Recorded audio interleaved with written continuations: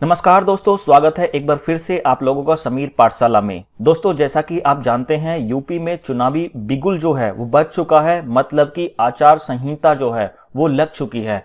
इसका मतलब ये है कि अब कोई भी नई भर्ती जो है वो आनी बहुत ही ज्यादा मुश्किल है। लेकिन हम लोगों को तो चुनाव से कोई मतलब है ही नहीं।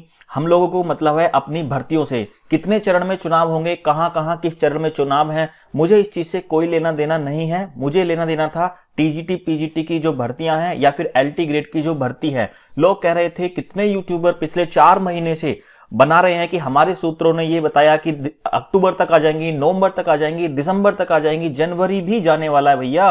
अब शुरुआत हो चुकी है तो जाते हुए समय नहीं लगेगा। इसको भी आएंगी नहीं आएंगी कुछ पता नहीं है। ठीक है, तो जो अब बात करते हैं टीजीटी पीजीटी की। जो सबसे पहले टीजीटी पीजीटी के बारे में जो कल या परसों जो बात हुई थी सचिव से, उन्होंने ये बताया है कि उन पर आचार संहिता का कोई भी फर्क नहीं पड़ेगा। वो अपनी प्रक्रिया को जारी रखेंगे और नोटिफिकेशन आएगा।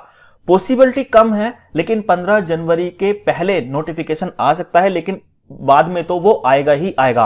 उन्होंने ऐसा बोला है। देखिए, आचार संहिता लग चुकी है। अगर ये नहीं भी देंगे नोटिफिकेशन तो बच्चे तब भी इनका कुछ नहीं बिगाड़ सकते, बस धरना करेंगे, चुप हो जाएंगे फालतू में। ठीक है, तो इसका तो आप मान लीजिए कि टीजीटी पीजीटी की जो भर्ती हैं वो सिर्फ 50% ही आएंगी। इनके चांसेस अब कम हो गए हैं आने के।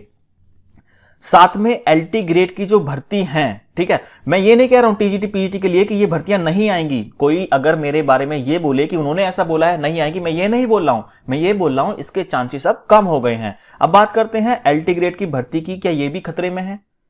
चुनावी दौर जो चल रहा है तो एलटी ग्रेड की जो भर्ती हैं वो भी खतरे में है।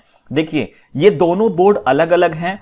पहला बोर्ड जो है जो टीजीटी पीजीटी की भर्ती देता है वो देता है माध्यमिक सेवा शिक्षा चयन बोर्ड, और दूसरा जो है वो लोक सेवा आयोग है। ठीक है, तो ये बोर्ड जो है ना, मेरे हिसाब से थोड़ा ट्रस्टेड बोर्ड है। ये जो चीजें बोल देता है ना, इसका तो काम वो फिक्स है। ये कैलेंडर भी अपना बहुत पहले जारी कर देता है। अगर आप इसकी पास्ट को देखोगे तो 16 वाला एग्जाम हो रहा है 19 में, 19 वाला 21 में हो रहा है। अभी पीछे जल्दी में ही इन्होंने एग्जाम करा दिया, कोई पता नहीं है 4 साल बाद हो रहा है, 2 महीने बाद हो रहा है, तो इस भर्ती का कुछ पता नहीं है। लेकिन लोक सेवा आयोग से जो भर्तियां होती हैं उनका कैलेंडर जारी होता है, उसकी डेट भी फिक्स होती है। यदि कोरोना की जो सिचुएशन है वो कंट्रोल में रही तो टाइमली आपका पेपर भी हो जाएगा। डेट वो कब आएगी वो तो कैलेंडर में ही आपको पता चल जाएगा।